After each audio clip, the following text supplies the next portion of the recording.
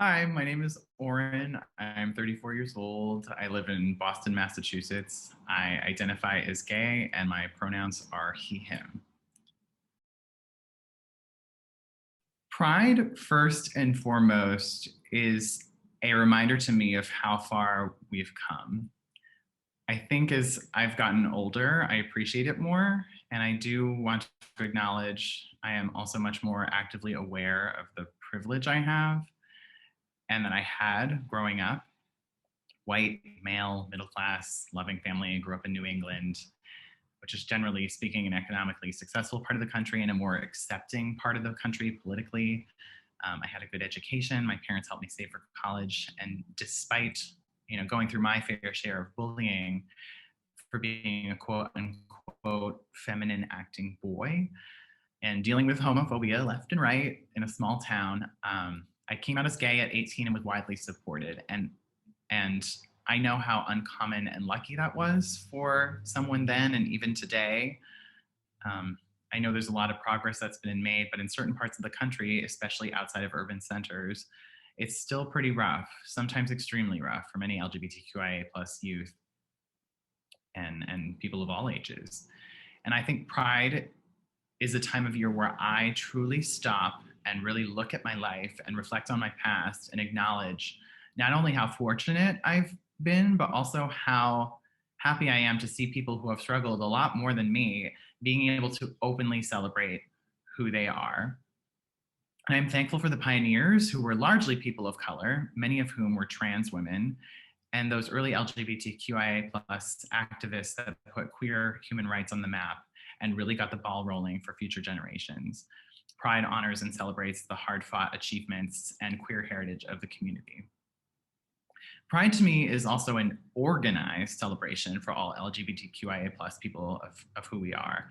It is an opportune time to just showcase and be proud of your authentic self, to find others like you, and to build a sense of community, and really just to feel less alone. It's activism. It's a chance to educate the world when the spotlight is on the LGBTQIA plus community. It's a way for allies to show support in outspoken ways. And while allies and big corporations and companies should be showing their support all year round, it's a time where this can be the focus. It's almost like a relationship with your spouse.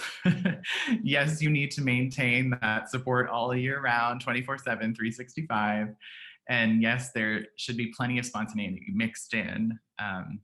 But on your anniversary, you want to do something extra special. And I view June, which is Pride Month, is that as that extra special time in terms of the relationship between LGBTQIA plus people and our allies. It just shows how time and schedule oriented we are as people. um, I think it's important for LGBTQIA plus youth to see all the support coming in for the community and people like them banding together despite their differences and coming together and having a good time, radiating positivity and joy and fun and strength. For some people, it's a chance to stand out. And for some people, it's a chance to finally blend in, to feel relief and get lost in a sea of people where your sexual orientation and gender identity are not something that you have to think about. You can just be, which is very freeing. And I think perhaps the most concrete meaning of Pride for me and how I interact with it now is that it's a time to have and facilitate meaningful conversations like this one. I never thought I would be a network leader for a company's LGBTQIA plus and allies network. 5, 10 years ago, I wouldn't have pegged myself to be someone who'd want to do a video like this. But that matters to me a lot now. So I think Pride for me on a personal note symbolizes this budding sense of duty that I'm experiencing as a gay adult. And that's a really interesting and special feeling. So, first, let me say that I'm not a parent and I don't have plans to become one. So, I'm not claiming to be a parenting expert by any means, but I was a very gay kid and I was lucky to have the parents that I have in the time and place where I was growing up. And I am happy to lend my perspective. And so here it is. Kids are coming out earlier and earlier nowadays because they have points of reference in the media, in pop culture, in politics, in movies and TV. all these very visible ways to help them understand themselves a little bit better. And they have a lot of positive queer representation to look at. Also, a lot more kids are just kind of exploring the space, trying to figure out where they fit or don't fit. Puberty is a crazy time for everyone. And with all the mixed messages queer kids receive, it's a lot to parse out. But I think when kids come out or express a sexual orientation or gender identity that is different from the norm or whatever their parents expected at, at what parents feel is an early age, this makes parents nervous for a variety of reasons. One, they're scared that their kid is going to be bullied or put in danger. Two, they think it's too early for them to know.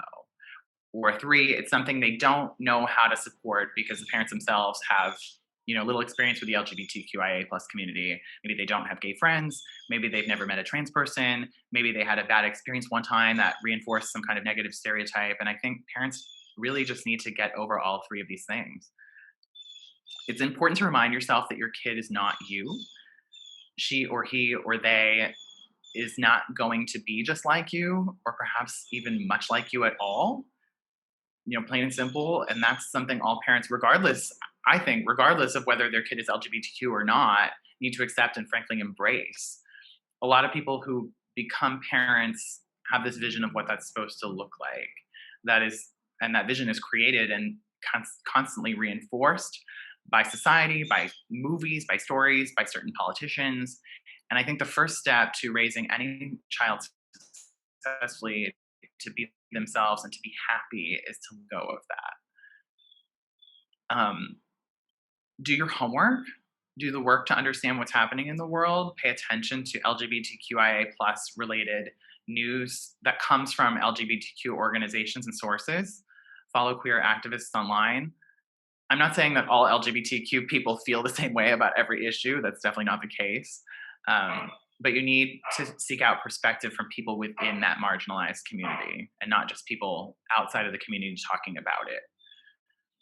I do think you need to help your kids learn more. Kids are kids and they're still trying to figure everything out, and showing them that you're invested in learning more is really important.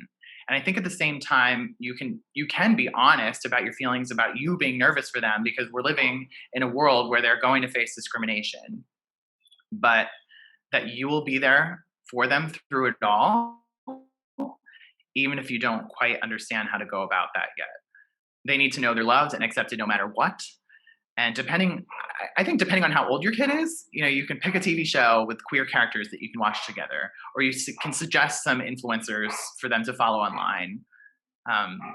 Gay kids are still going to eye roll you, just like any kids at that age. But talking about these things out loud and making it clear you love them unconditionally and that you want them to be themselves and you want them to be happy, that's critical. I can think back to when I was a kid. I was around 12 years old, and my parents took my sister and me to Provincetown, Massachusetts for a long weekend over the summer. And it was really mostly just to go whale watching.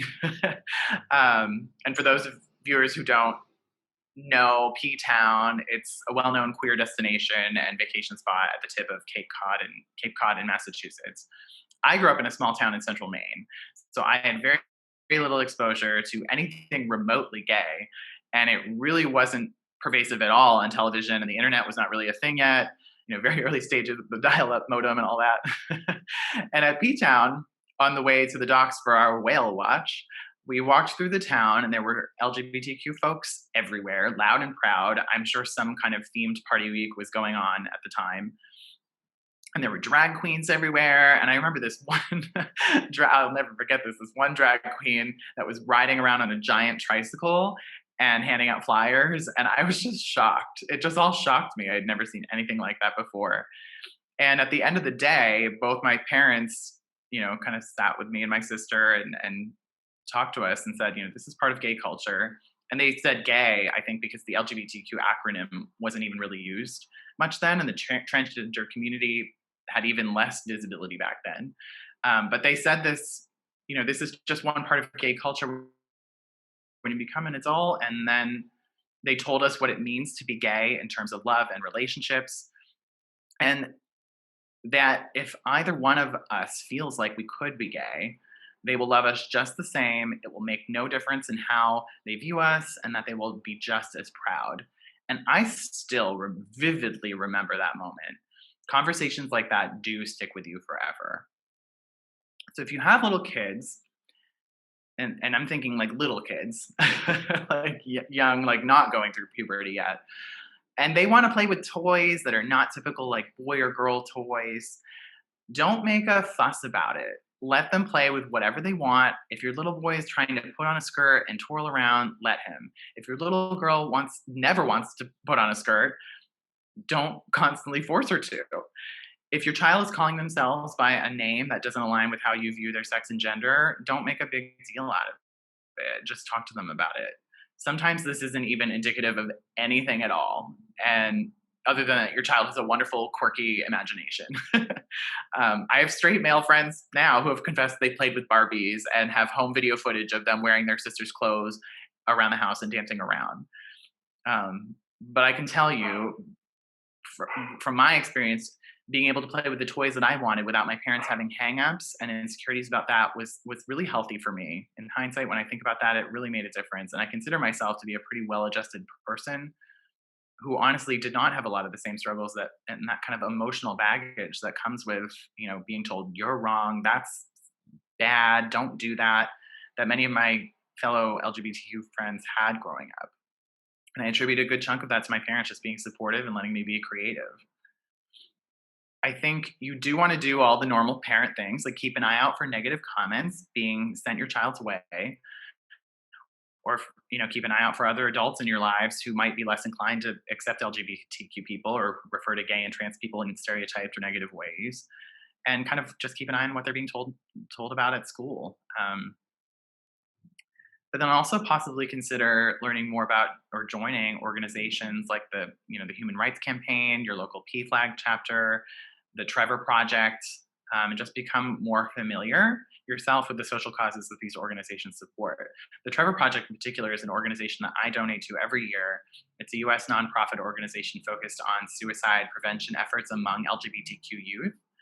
Because let me tell you, I pulled some stats and LGB, and this isn't even the T piece of it. I don't have those stats on hand, but LGBT youth seriously contemplate suicide at almost 3 times the rate of heterosexual youth.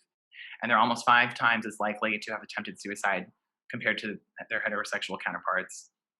And these attempts are almost 5 times as likely to require more serious medical treatment.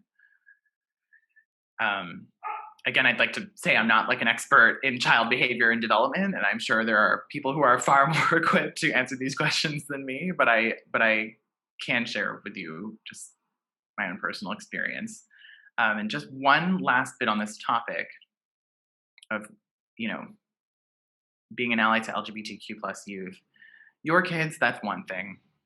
What about someone else's kids who might be coming to you for help, especially after you have shown your child compassion, and your kid might tell friends how well those conversations with you have been going? That's definitely going to come up. Or you might be in a situation where your kid isn't even the LGBTQ kid, and it's your adult friend's kid, and I think that's an obviously more sensitive situation where you kind of need to tread a little more carefully. But I think you need to find out if the kids feel physically safe. In most cases, they don't feel necessarily emotionally safe or supported, but I think it's just important to tell them nothing is wrong with you. Whatever you're feeling is okay. And just try to feel out the situation, with the parent, and see if there's someone at the school or someone where they just make sure that they have a safe haven to go to when they need to without being deceptive to the family.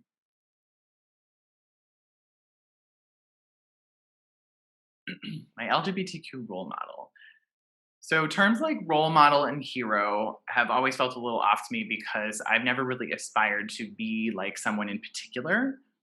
I think if I really think about it, I pick and choose qualities in people, not even necessarily LGBTQ people, that I admire and know are important to emulate.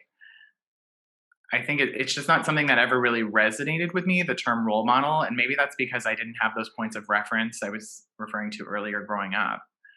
But if I going to think about visible LGBTQI plus people that I think are positive influences, One of the first groups that comes to mind is the Fab Five from Queer Eye. Oh my god! If you haven't seen season one of the Queer Eye reboot, right off the bat, episode one is a tearjerker in the best way. But I think the casting director, or whoever made these decisions, picked a really great group of people to represent different sides of the queer community. I do think it's a pretty diverse group. Yes, it could be a little more diverse socioeconomically, for instance, but it's a well-rounded group that does a great and articulate job showing and talking about the very human side of the LGBTQIA plus population. Um, I would say Pete Buttigieg, it represents a big milestone in American society. He's an openly gay man who ran for president and is now part of the new administration's cabinet. And not only did he run for president, but he was actually, maybe not a front runner, but was certainly like in the mix and had a ton of support. And I follow him and his husband on social media. And while you may not agree with everything he believes in from a policy perspective, and that goes for Republicans and Democrats, I think just seeing a gay man, an openly proud gay man who often acknowledged his partner in interviews or posts plenty of pictures, like he's not hiding any of that part of his life. Seeing that type of person make it that far in the race and have that much support is really awesome and monumental. I do kind of want to highlight a queer rising pop star, Todrick Hall. I don't know if you know him.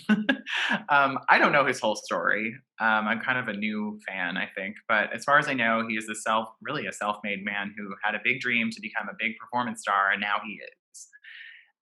He auditioned for American Idol. I do remember that. And then he just kept putting YouTube videos, creating these fun, dancey YouTube videos where he's singing, amazingly.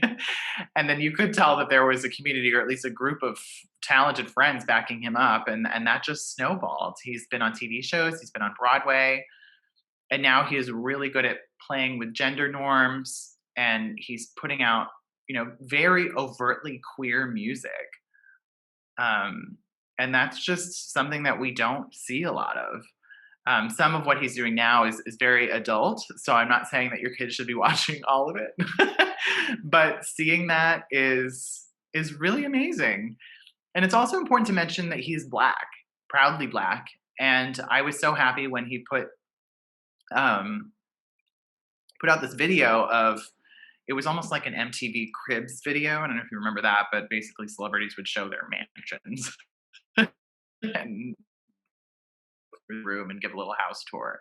But he really finally achieved this goal of buying his dream house. He's had a successful enough career, and it's kind of like a crazy almost mansion. But I think on some level, some people might say that's so obnoxious, that's so braggy. But for gay kids of color to see someone like him with that level of success, and he mentions that, in this in part of the video, that's one of the reasons why he filmed it.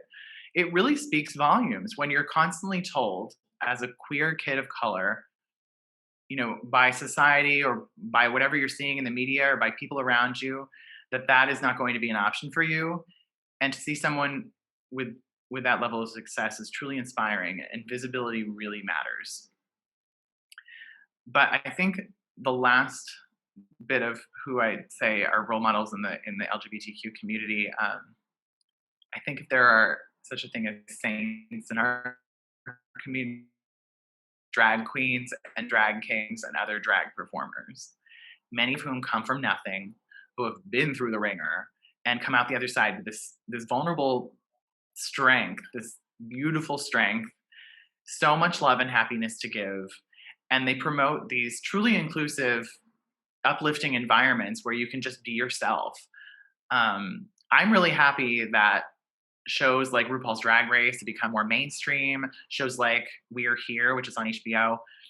They've also even expanded within the LGBTQ community what the definition of drag can be. Because even within our own community spaces, there are still norms that need to kind of be broken down. We're Here is kind of like a Queer Eye, but just a drag-infused version that also is just extremely heartwarming.